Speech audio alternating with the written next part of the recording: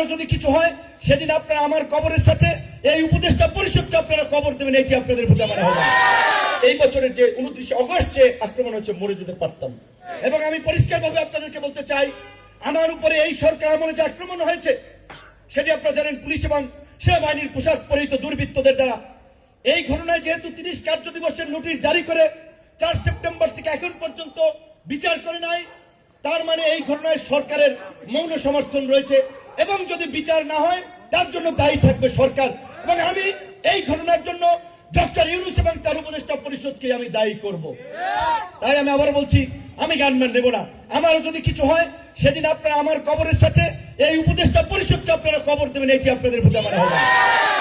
এবং আপনারা শুনেছেন পত্রপত্রিকা এসেছে, আমাদের অনেককে গানম্যান দেওয়া হচ্ছে সরকারের পক্ষ থেকে।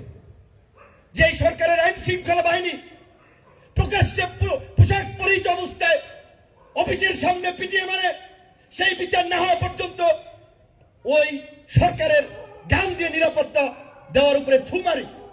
আমরা পরিষ্কারভাবে বলছি, 29 অগস্টের ঘটনায় বিচার না হওয়া পর্যন্ত আমার গানম্যানের দরকার নাই, আমি গানম্যান নেব না, আমি প্রত্যাখ্যান করছি। আমি সরকারকে বলতে চাই, গানম্যান দিয়ে গুটি কয়েক ব্যক্তিকে নিরাপত্তা দিয়ে দেশকে নিরাপদ করতে পারবেন না।